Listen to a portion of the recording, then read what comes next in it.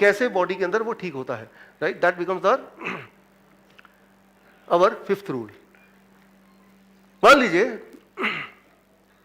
आपकी गाड़ी में 4 पहिए हैं, एक पहिया पंचर हो गया और आपका स्टेपनी नहीं है, कार है आपके पास। एक मोटरसाइकिल वाला आता है, बोलता है कि, या दूसरी कार वाला आता है, ट्रक वाला आता है, कोई और गाड़ी वाला आता है कि आप मेरा टायर ले लो। ले लेंगे क्या? क्यों नहीं लेंगे? वो उसका साइज छोटा बड़ा है, एग्जैक्ट साइज है नहीं, वो वाला मॉडल है नहीं, तो आप लेंगे तो बोलेगा बिल्कुल नया है भाई। आप सोचेंगे भैया वो एक नया है तो ये मेरा जो तीनों टायर ये भी खराब हो जाएगा और गाड़ी में और बहुत सारा झंझट हो जाएगा। आप ये ध्यान रखते हैं कि आपकी जो गाड़ी है उसका जो मॉडल है उसके हिसाब से ही टायर ही क्यों, कोई भी बॉडी के कार के पार्ट्स हैं अकॉर्डिंगली आप चेंज करते हैं, उसी कंपनी का लेते हैं ताकि वो एग्जैक्टली फिट बैठे, राइट, किसी और का नहीं लेते। ठीक इसी तरह से आपके बॉडी में जब हम पैदा हुए थे बहुत सारे स्पेयर पार्ट बॉडी में रखे हुए हैं। अगर कोई माइक्रोस्कोप लेके देखेगा तो वहां पे स्पेयर पार्ट है। ये इमेजिनरी बात नहीं है, ये उतना ही है जितना कि स्टेपनी गाड़ी में होता ही है जब आप नया नया खरीदते हैं तब। ठीक उसी तरह से बॉडी में, पूरे बॉडी में सिर से पैर तक, आप जब पैदा हुए थे नए नए ब्रांड न्यू आप आए थे तब बहुत सारी स्टेपनी जो कि हजारों में है, उसे हम मेडिकली भाषा में बोलते हैं कोलैटरल आर्टरीज। स्टेपनी का नाम है कोलैटरल आर्टरीज।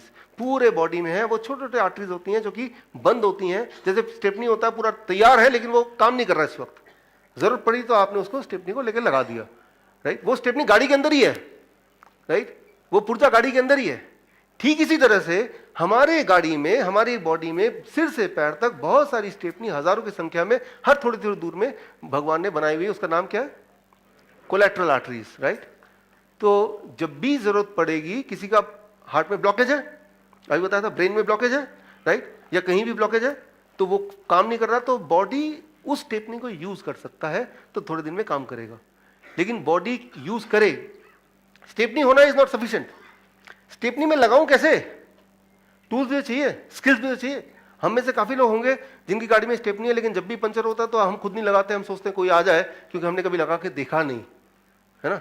तो मैं ये बोलना चाह रहा हूं स्टेपनी होना सिर्फ फर्स्ट स्टेप है, बट स्टेपनी को लगाने भी एक स्किल है जो ऑटो मोड में सारे एनिमल्स को आता ही है, लेकिन हमने कभी उस चीज पे ध्यान नहीं दिया तो हमने उसको सीखा नहीं। खैर आज हम ध्यान देंगे तो हम उसको सीखेंगे। बोलने का मतलब यह है कि उसे ये आपके बॉडी में ऑलरेडी स्पेयर पार्ट है, घुटने में भी है जो आपके घुटने को ठीक कर सकता है, किडनी में भी है जो डायलिसिस को रोक सकता है, राइट, डायलिसिस हो रहा है तो बंद करा सकता है।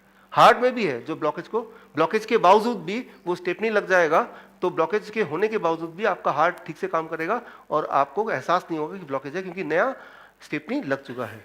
वो बॉडी के सारे ऑर्गन में ऑलरेडी है और वो माइक्रोस्कोप से दिखता है, उसका नाम कोलैटरल आर्टरी बोलते हैं।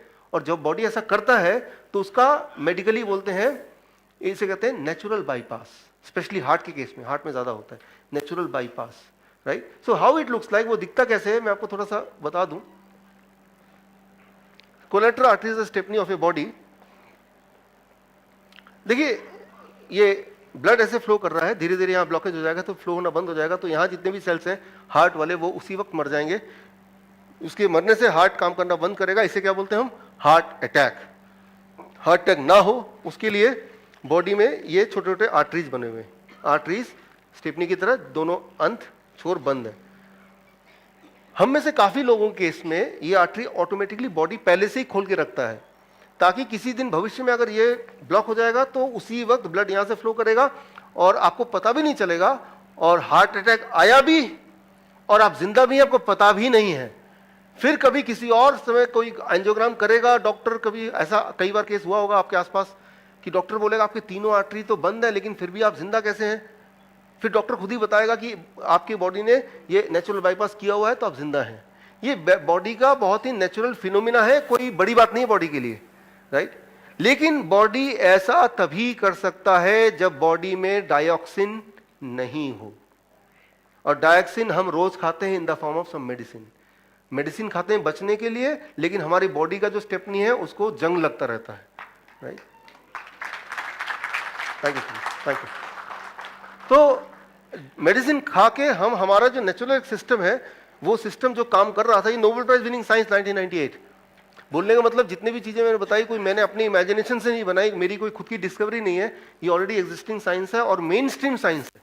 मेन स्ट्रीम साइंस मतलब जो ऑलरेडी यूनिवर्सली एक्सेप्टेड है, मेन स्ट्रीम मेडिकल जर्नल में जो है या मेन स्ट्रीम मेडिकल एजुकेशन में जो है, उस साइंस की मैं बात कर रहा हूँ, राइट। तो आपने अभी तक 5वें रूल आते आते आप यहां तक पहुंच गए हैं कि हमारा एक दुश्मन है, उस दुश्मन का नाम क्या है?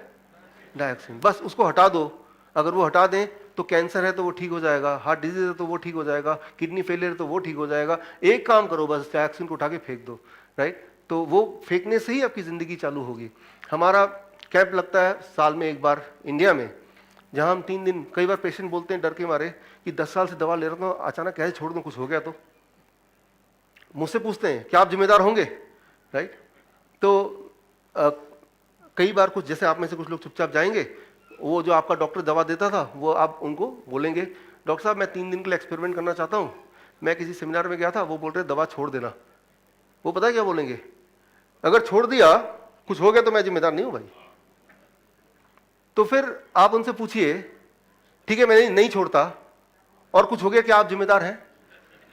तब तो मैं बिल्कुल नहीं हूं। एक बात याद रखिए, जिम्मेदारी तो आप ही की है, वो किसी की जिम्मेदारी नहीं है। आपका शरीर है, आपका गाड़ी है, आप ही को रखना है ध्यान इसको। अभी गाड़ी बाहर पार्क किया, जिम्मेदारी किसकी है? अनंत वेदांत की तो नहीं है, आप ही की जिम्मेदारी। लिखा रहता है ना, park at your own risk, है ना। जिम्मेदारी आप ही की है, वो किसी की ना थी ना कभी है, राइट। और दवा के अभाव से लोग नहीं मरते हैं, दवा ज्यादा खा के मरते हैं लोग ज्यादातर, राइट। कभी सुना है मेडिसिन डेफिशिएंसी से कोई मरा हो आज तक? Deficiency of medicine he died, right. ऐसा कभी हुआ है? तो मैं ये बोलना चाह रहा हूं कि अगर तो आप गाड़ी के मालिक हैं तो डिसीजन आपको लेना पड़ेगा, राइट। तो कई बार बोलते हैं डॉक्टर साहब ये रिस्क कैसे लें?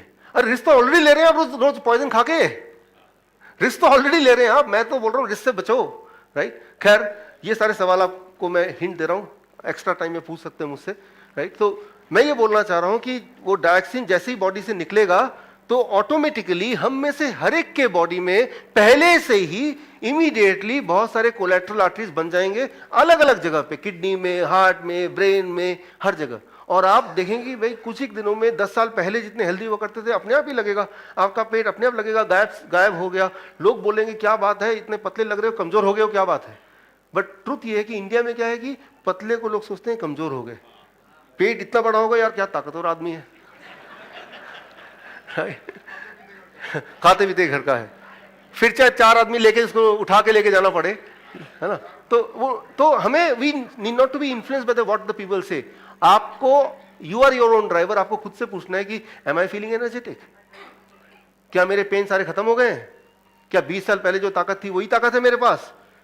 क्या मुझे रात को ठीक से नींद आती है, राइट। अगर सारे आंसर यस है तो ये ब्रेन का डायग्नोसिस है, राइट। इसको इग्नोर नहीं करना है, यही मेन है, right. So most important thing, हमारे बॉडी में जगह जगह पे स्टेपनी बनाए हुए हैं, जगह जगह पे डॉक्टर बिठाए हुए हैं गॉड ने, तो वो लेकिन वो जंग खा चुके हैं, उसको डायऑक्सिन को निकाल के फेंकना है। कैसे फेंकना है, I will come to that. उसके लिए हम आगे बढ़ते हैं रूल नंबर 6 पे।